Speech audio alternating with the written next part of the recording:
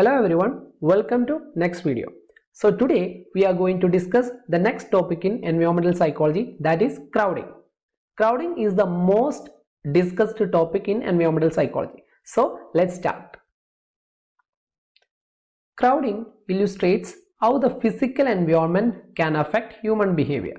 So physical environment എങ്ങനെയാണ് human behavior affect ചെയ്യാന്നുള്ളതിന് correct ആയിട്ട് crowding പറയാൻ പറ്റും. So what is crowding? Crowding can be defined as a psychological construct wherein the amount of space available is less than desired. Desire ചെയ്യുന്നതിന് ആവശ്യമുള്ളതിൽ കൂടുതൽ കുറവ് space ആണെന്നുണ്ടെങ്കിൽ and purely physical indices of physical space such as density. So ഇങ്ങനെ വരുന്നതിനെയാണ് നമ്മൾ crowding എന്ന് വിളിക്കുക. Okay, and it was believed that crowding is simply having too many people at some place at some time. Okay, and the result is negative feelings and a reaction towards others. Crowding എപ്പോഴും negative feelings ആണ് തരിക എന്നാണ് most researchers നമ്മളോട് പറയുന്നത്. So historical background. So let's look what is historical background. Three important traditions have historically dominated crowding research in Euro-American context. Okay, three different dimensions ആണ് പറയുന്നത്. So നമുക്ക് ഓരോന്ന് നോക്കാം. First one, 1920s sociological tradition which centered on urban analysis was popular. Okay, urban analysis center ആക്കിയുള്ള sociological tradition ആണ്. Then in 1950s and 1960s studies on animal crowding was a dominant focus. Then animal crowding ലാണ് ഏറ്റവും കൂടുതലായിട്ട് research നടത്തിയിട്ടുള്ളത്. And in the late 1960s and early 1970s the socio-psychological trend was emphasized. So first one, the sociological tradition. The early urban sociologists concentrated on correlational methods. Correlation studies ആണ് നടത്തിയിട്ടുള്ളത് and tried to study the relationship between population density and various outcome measures related to social pathology. So population density എങ്ങനെയാണ് ഈ ഒരു social pathology ആയിട്ട് related ആയിട്ട് എന്നാണ് നോക്കുന്നത്. Like juvenile delinquencies, physical and mental health. So ഇതിനൊക്കെ correlation studies ആണ് നടത്തിയിട്ടുള്ളത്. It's emphasized on long term outcomes such as crime rates, mental and physical illness. So അതിൽ ഏറ്റവും കൂടുതൽ കാണാൻ പറ്റുന്ന ക്രൈം റേറ്റും മെന്റൽ ആൻഡ് ഫിസിക്കൽ ഇൽനെസ്സിലും ഒരുപാട് വർധനവ് കാണുന്നുണ്ട്. And the effects of crowding were studied primarily as a societal level problem and not as an individual, family or small group level. So ഇതൊരു വലിയ ഗ്രൂപ്പിന്റെ പ്രോബ്ലം ആയിട്ടാണ് എപ്പോഴും കണ്ടിട്ടുണ്ടായിരുന്നത്. Okay, the animal ethological Traditional research on animal begins in 1916s. 1916ലാണ് animal research ക്രൗഡിംഗിലേക്ക് കൂടിയിട്ടുള്ളത്. And foremost advantage of animal research is that one can telescope in time the impact of population density, because in comparison to humans the life expectancy of animals is shorter. നമുക്ക് പെട്ടെന്ന് തന്നെ result കിട്ടും, കാരണം life expectancy അനിമൽസിന്റെ കുറവായതുകൊണ്ട്. The social process and reactions to crowding can be analysed more comprehensively. In addition, detailed autopsy and variations of population density in various experimentally created condition is possible, which is not possible when human subjects are involved. Of course, human subjectsന് ചെയ്യാൻ പറ്റാത്ത ഒരുപാട് കാര്യങ്ങൾ നമുക്ക് animal റിസർച്ചിൽ ചെയ്യാൻ പറ്റും, പക്ഷേ ethically പലതും correct അല്ല. ഓക്കെ, എത്തിക്കലി കറക്റ്റ് അല്ലാത്ത ഒരുപാട് റിസർച്ചുകൾ നടക്കാറുണ്ട്. ഓക്കെ, ആൻഡ് ഹ്യൂമൻ സബ്ജക്ട്സിൽ തീരെ കഴിയില്ല. അനിമൽ സബ്ജക്ട്സിലാണെന്നുണ്ടെങ്കിൽ അങ്ങനെ ഒരുപാട് സംഭവങ്ങൾ നടക്കാറുണ്ട്. The major limitation of these studies is that generalization from animal to human subjects is not always possible. എപ്പോഴും നമുക്ക് ആ സ്റ്റഡീസ് നമുക്ക് ഹ്യൂമൻസിലേക്ക് ജനറലൈസ് ചെയ്യാൻ പറ്റില്ല. അപ്പോൾ റാറ്റ്സിൽ നടത്തിയ ഒരു സ്റ്റഡി നമുക്ക് ഹ്യൂമൻ്റെ ഒരു മീറ്റിംഗ് ടെൻഡൻസി ആയിട്ടോ അല്ലെങ്കിൽ ഹ്യൂമൻ്റെ ഒരു അഗ്രഷൻ ടെൻഡൻസി ആയിട്ടോ നമുക്ക് എപ്പോഴും ജനറലൈസ് ചെയ്യാൻ പറ്റിക്കോണം നിർബന്ധമല്ല. Then the last one, the socio-psychological tradition. Sorry, this is a T, മാറിപ്പോയതാണ്. In the early 1970s, the research of crowding on human began. Early research on crowding was conducted primarily in laboratory settings with an emphasis on control of extraneous variable. Groups were formed under varied condition of crowding and its effect was studied on task performance and feeling. The effects of crowding has been examined in different field settings include home, cities and prison. ഓവറായിട്ട് explain ചെയ്യാനൊന്നുമില്ല. Researchers. So main ആയിട്ട് നടന്ന റിസർച്ചുകളാണ് പറയുന്നത്. So it seems that research on crowding can be grouped into 3 broad categories. 3 categories ആയിട്ട് നമുക്ക് തിരിക്കാൻ പറ്റും. Animal studies, correlation studies, experimental studies. Okay, ആ ഒരു ക്രൗഡിങ്ങിൽ വെച്ചിട്ട് നടത്തുന്ന സ്റ്റഡീസ് അനുസരിച്ചിട്ടാണ് ഇത് നമ്മൾ ഡിവൈഡ് ചെയ്യുന്നത്. So first one, animal studies. Okay, a series of studies conducted by Calhoun are pertinent to effects of crowding and social behavior of rats. പറഞ്ഞില്ല already, റാറ്റ്സിൻ്റെ ആ ഒരു സോഷ്യൽ ബിഹേവിയർ പറഞ്ഞിട്ടുണ്ടായിരുന്നു. ആൻഡ് റാറ്റ്സിൻ്റെ വെച്ചിട്ട് ഇവർ നടത്തിയിട്ടുള്ള ഒരു എക്സ്പെരിമെൻ്റ് എന്ന് പറഞ്ഞാൽ ഓവറായിട്ട് ഒരു ക്ലോസ്ഡ് ഏരിയയിൽ ഒരുപാട് റാറ്റ്സ് എന്ത് ചെയ്യണം, അവർ ഫ്രീലി ബ്രീഡ് ചെയ്യാൻ ഫ്രീ ആക്കി വിടുകയും അതിന് ഓവറായിട്ട് ഫുഡും കാര്യങ്ങളൊക്കെ അവിടെ തന്നെ എത്തിച്ചു കൊടുക്കുകയൊക്കെ ചെയ്തു. ഓക്കെ, ദ ഹിറ്റ്സ് ചെയ്യുക, breed freely and were supplied with adequate food and water and nesting material. As the population of rats grew in size, the adverse effect of crowding was observed. In fact, the behavior of rats under crowded condition deteriorated so much that Calhoun coined the phrase behavioral sink. ആ ബിഹേവിയറിൽ വരുന്ന വ്യത്യാസത്തിനെ അല്ല ഡിറ്റീരിയേഷനെയാണ് കോൾഹോൺ വിളിച്ചത് behavioural sink എന്ന് വിളിച്ചത്, to describe the adverse effect. The common symptoms associated with high density and which served ultimately to reduce the density of colony included catatonic withdrawal, sexual aberrations, disruptive reproduction, functions and aggressions. Actually ഈ സ്റ്റഡിയുടെ ഒക്കെ ഒരു result എന്തായിരുന്നു എന്ന് വിചാരിച്ചു കഴിഞ്ഞാൽ, റാറ്റ്സിന് ഇവർ വല്ലാണ്ട് over populated ആയപ്പോൾ ലൈക്ക് ഈ മെയിൽ റാറ്റ്സ് കുറേ അഗ്രസീവ് ആവാൻ തുടങ്ങി. അതുമാതിരി പ്രഗ്നൻ്റ് ആയിട്ടുള്ള റാറ്റ്സിനൊക്കെ ഇവർ വല്ലാണ്ട് ആക്രമിക്കാനൊക്കെ തുടങ്ങി. അങ്ങനെ ഒരുപാട് മോർട്ടാലിറ്റി റേറ്റ് ഒക്കെ കൂടുകയൊക്കെ ചെയ്തു. അതായത് ക്രൗഡിങ് കൂടുന്നതിനനുസരിച്ച് മോർട്ടാലിറ്റി റേറ്റിൻ്റെ ഇൻക്രീസും സംഭവിച്ചു തുടങ്ങി. സോ അതിനൊരു കാരണം എന്ന് പറയുന്നത് ഓവറായിട്ട് പോപ്പുലേറ്റഡ് ആകുമ്പോൾ അല്ലെങ്കിൽ തിങ് ആവുന്ന സമയത്ത് ഇവർ അഗ്രസീവ് ആവും എന്നുള്ള ഒരു സ്റ്റഡീസൊക്കെ വന്നിട്ടുണ്ട്. ലൈക്ക് ഇതിൻ്റെ റിസൾട്ടായിട്ട് വന്നതാണ്. One of the another frequent cited field study concerning density and animal behavior was conducted on a small herd of Silka deer on island. Okay, ഒരു പെർട്ടിക്കുലർ ഐലൻഡിൽ നടന്നിട്ടുള്ള ഒരു സ്റ്റഡി ഉണ്ടായിരുന്നു. അവിടെ എന്താ ചെയ്യുന്നത് വെച്ചാൽ, the food and water and other resources were abundance and the deer were left free to breed and the herd increase in numbers until density increase the ratio of 1 deer per acre. At this point mortality rate increase. നേരത്തെ പറഞ്ഞ അതേപോലെ തന്നെ എന്ത് ചെയ്തു, ഈ mortality rate വീണ്ടും ഇവിടെ increase ചെയ്യാൻ തുടങ്ങി.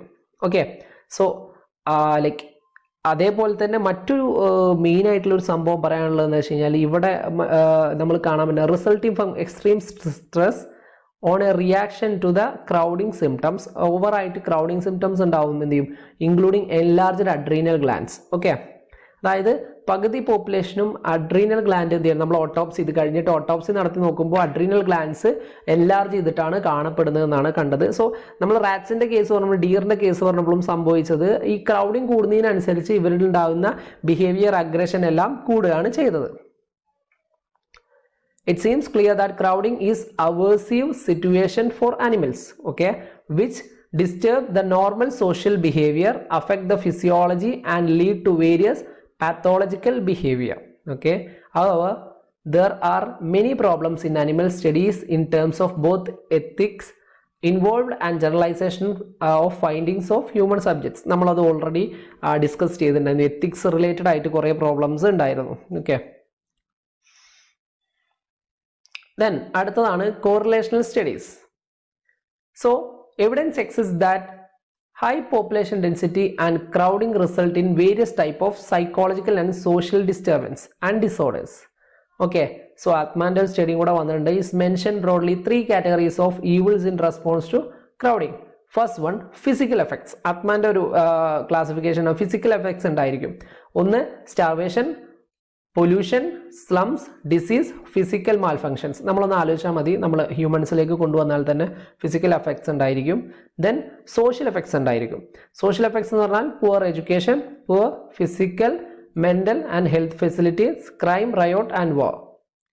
Then interpersonal psychological effects, family disorganization, addiction, aggression, decreased quality of life. Okay, so ഇതൊക്കെയാണ് ആത്മാൻ ആൻഡ് സുഡ്നിക് കൊണ്ടുവന്ന മെൻഷൻ ചെയ്ത ആ 3 കാറ്റഗറി. ഓക്കെ, ക്രൗഡിങ് കാരണം ഉണ്ടാവുന്ന 3 category: physical effects, social effects and interpersonal psychological effects.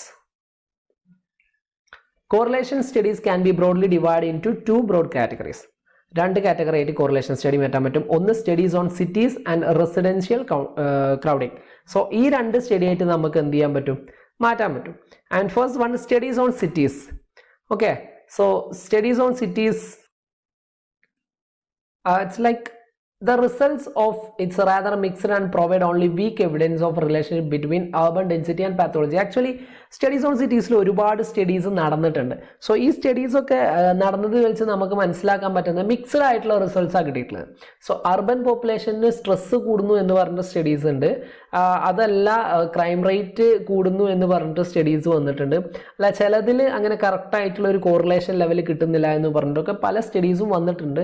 ഞാൻ നോട്ട് നിങ്ങൾക്ക് ഈ വീഡിയോൻ്റെ താഴെ ലിങ്കിൽ കൊടുത്തിട്ടുണ്ട്. ആ ലിങ്കിൽ നോക്കിക്കഴിഞ്ഞാൽ ഈ സ്റ്റഡീസ് ഓൺ സിറ്റീസിൻ്റെ ഒരുപാട് സ്റ്റഡീസ് നമുക്ക് കാണാൻ പറ്റും. എക്സാമ്പിൾസോ അതൊന്ന് വായിച്ചു നോക്കണം. ഓക്കെ, ഒരുപാട് സ്റ്റഡീസ് പറയുന്നുണ്ട്, അതാണ് അതിൻ്റെ ഒരു പൊരുൾ വരുന്നത്. And demonstrated evidence that living alone is positively related to increase use of stress, reducing drugs and to suicide and to admission to mental hospitals. അതൊരു ഒറ്റ സ്റ്റഡിയുടെ ഒരു റിസൾട്ട് മാത്രമായിട്ടാണ് പറയുന്നത്. ദാറ്റ്സ് സ്റ്റഡീസ് ഓൺ സിറ്റീസിൽ വന്നതാണ്. ദെൻ റെസിഡൻഷ്യൽ ക്രൗഡിങ് എന്ന് പറയുന്നത്, and most of the studies have reported that control group orientation are shown to mediate a reaction to high density in variety of residential settings. The literature on residential crowding can be broadly divided into 3: crowding in dormitories, home crowding, crowding in prison. 3 ആയിട്ടാണ് ഇതിലെ studies നടന്നിട്ടുള്ളത്. Okay, 3 ലെവലായിട്ടാണ് studies നടന്നിട്ടുള്ളത്. ഡോർമെറ്ററീസിലാണ് home crowding എന്ന് പറയുന്നുണ്ട്, and crowding in prisons. Okay, then experimental studies on crowding. അടുത്തത് experimental studies ആണ് നടന്നത്. നമ്മൾ ഫസ്റ്റ് ആനിമൽ റിസർച്ച് പറഞ്ഞു, ദെൻ സെക്കൻഡ് കോറിലേഷൻ റിസർച്ച് പറഞ്ഞു, and third one experimental studies. The primary aim of experimentation is to increase control over extraneous variable and the possibility of establishing causal relationship between dependent and independent variables. നമുക്ക് already അറിയുന്നതാണ് എന്തിനാണ് നമ്മൾ experimental studies use ചെയ്യുന്നത്. To control like every variable എന്നുള്ളതിനാണ്. Extraneous variable നമുക്ക് ഒഴിവാക്കാൻ വേണ്ടിയിട്ടാണ്. A large number of studies were conducted in the laboratory setting in which crowding is usually engendered by placing variety number of individuals in a small space for short period of time. A brief review of laboratory studies on crowding is presented below in the നോട്ടിലുണ്ട്. ആ studies ഒക്കെ നമ്മൾ relate ചെയ്തിട്ടുണ്ട്. അതിൽ പറയുന്ന കുറേ കാര്യങ്ങളെന്ന് വെച്ചാൽ, ഒന്ന് നമ്മൾ എങ്ങനെയാണ് ഈ ക്രൗഡിങ് എന്ന് പറയുന്നത് നമ്മളുടെ ബിഹേവിയറിൽ റിസൾട്ട് ആവുക എന്നുള്ളത്, നമുക്ക് സ്ട്രെസ്സ് കൂടുന്നത് എങ്ങനെയാണെന്നുള്ളതും, അതേപോലെ തന്നെ ടെൻഷൻസ് സംഭവങ്ങൾ, പെർസ്പിറേഷൻ, ലൈക്ക് അങ്ങനത്തെ ഓരോ വേരിയബിളിൽ എന്തൊക്കെ വ്യത്യാസങ്ങളാണ് വരുന്നത് എന്നുള്ള ഒരുപാട് studies നോട്ടിലുണ്ട്. Okay, just go through it. Then social response to crowding. Crowding is essentially a social phenomena primarily involved nature and degree of interpersonal contact and behavior. 2 basic forms of social response, namely withdrawal and aggression. Mainly 2 type social response ആണ് നമുക്ക് ക്രൗഡിംഗിൽ ഉണ്ടാവുക, അഗ്രഷനും വിഡ്രോവലും. And according to Baum and Paulus, withdrawal or avoidance of social contacts has been found in settings where too many people are present, and reported crowding is related to frequency and quality of social contact. So ഒന്നതാണ് പറഞ്ഞത്. The aggressive response has been observed in situation characterized by fewer people working in very small spaces. In contrast, the reported crowding is due to spatial restriction and inappropriate physical proximity with others. Okay, so ആ 2 ടൈപ്പാണ് social response. ക്രൗഡിങ്ങിൽ social response നമ്മൾ കൊടുക്കുന്നു, ഒന്ന് അവോയ്ഡൻസും ഒന്ന് aggressive റെസ്പോൺസും ആയിരിക്കും. അത് രണ്ടും വരുന്ന കണ്ടീഷൻസും നമ്മൾ നോക്കി. Crowding and adaptation. Glass and Singer defined adaptation as a cognitive process involving one or other mechanism designed to filter out awareness certain aspects of aversive events or in some way reappraise it as a meaning. It is often seen that when an individual is exposed to stressors, he develops certain strategies to reduce or eliminate the adverse impact. Okay, And however, the result of various studies are inconsistent, and one notable say that confidence that adaptation to crowding take place or not, for instance, found no clear evidence of adaptation. Adaptation വല്ലാണ്ട് നടക്കുന്നില്ല എന്നാണ് പറഞ്ഞത്. However, the result revealed discomfort and crowding both in high and low density condition. Decrease in crowding was accompanied by non-verbal coping behavior, and this response of the subject to density condition is successfully coping and not adaptation. Further, despite coping, irritation was increased over time. So irritation എല്ലാം എന്ത് ചെയ്യും, increase ചെയ്തുകൊണ്ട് വരും എന്നുള്ളതാണ് ഇതിൽ നമുക്ക് കാണാൻ പറ്റിയത്. And then developmental effects of crowding. A number of studies suggest that adult relative to children experience crowding at lower density levels.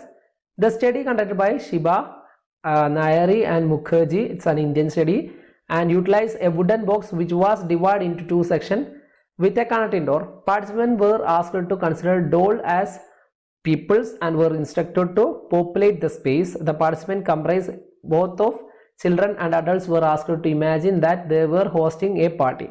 The result of this study indicates the children introduced more people than adults. നമ്മൾ already പറഞ്ഞിട്ടുള്ളതാണ്, കുട്ടികൾ എന്ത് ചെയ്യും, അവർക്ക് ആ personal space ക്രൗഡിങ്ങിൻ്റെ ഇതൊന്നും ഉണ്ടാവില്ല. പക്ഷേ അഡൾട്ട്സ് എപ്പോഴും അത് ലൈക്ക് അവർക്ക് പേഴ്സണൽ സ്പേസും മറ്റു കാര്യങ്ങളൊക്കെ ഉണ്ടാവും. സോ ക്രൗഡിങ് അധികം ഇഷ്ടപ്പെടില്ല.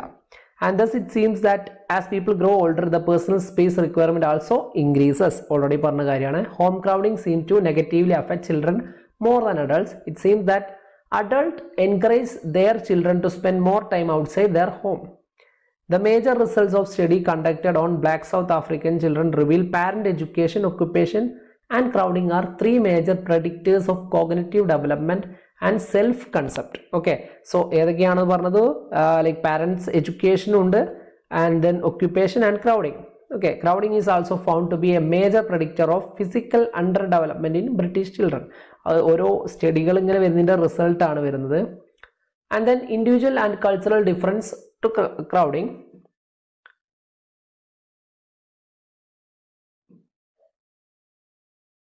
Not everyone is affected by crowding in the same way.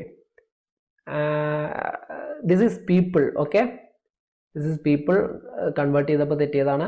People residing in crowded countries or crowded homes show higher threshold of tolerance to crowding and other elements having similar properties. Okay, people are living comfortably for prolonged period of time in high altitude where supply of oxygen is low. അതൊരു particular situation ആണ് പറഞ്ഞത്. This situation is very uncomfortable for people living in plains. It seems that people develop mechanism to deal with adverse effect emanating from environmental challenges. Prior experience of high crowding in residential settings prepares the individual with high reactivity in dealing with situation having the similar elements. So അവർക്ക് prior experience ഉണ്ടോ ഇല്ലേ എന്നുള്ളതൊക്കെ ഇതിൻ്റെ ഒരു ഭയങ്കര important ആയിട്ടുള്ള ഒരു കാര്യമാണ്. Other studies have similar reported that prior experience and expectation influence both our sensitivity to crowding and our coping response. Okay, with regards to cultural effects, some studies found that അവിടെ ഒരു part missing ഉണ്ട്. Okay, ഇത് convert ചെയ്തെങ്ങാണ്ട് നമ്മൾ ഇടുമ്പോൾ വരുന്നതാണ്, ഞാൻ പലപ്പോഴും പറഞ്ഞിട്ടുണ്ട്. പിന്നെ നോക്കുമ്പോൾ ഇപ്പോഴാണ് കാണാറുള്ളത്. സോ ഫൗണ്ട് ദാറ്റ്, അതായത് ബ്ലാക്സിനാണ് ഫോറിൻ കൺട്രീസിൽ ടോളറൻസ് കൂടുക റാദർ ദാൻ ഇന്ത്യൻസ് എന്ന് പറഞ്ഞിട്ടൊരു സ്റ്റഡി ഉണ്ടായിട്ടുണ്ടായിരുന്നു. ഓക്കെ, അതായത് ബ്ലാക്സിനായിരിക്കും കൂടുതലായിട്ട് ടോളറൻസ് കൂടുക ഇന്ത്യൻസിലേറെ എന്ന് പറഞ്ഞിട്ടാണ് study. So that individual and cultural difference on ക്രൗഡിങ്ങിനെ പറ്റിയിട്ട് പറഞ്ഞ ഒരു സ്റ്റഡി മാത്രമാണ് അത്. ഓക്കെ, സോ ഇത്രയാണ് നമ്മൾ ടോട്ടൽ ക്രൗഡിങ് എന്ന് പറഞ്ഞാൽ അതിൻ്റെ ഒരു ബേസിക് സ്ട്രക്ചർ ആയിട്ടും അതിൻ്റെ സ്റ്റഡീസ് ആയിട്ടും അതിൻ്റെ റിസർച്ച് ആയിട്ടും ഒക്കെ പറയാനുള്ളത്. ആൻഡ് ടോട്ടൽ കുറച്ച് കാര്യങ്ങൾ നമ്മൾ പറഞ്ഞിട്ടുള്ളൂ. So hope you will understand. Thank U.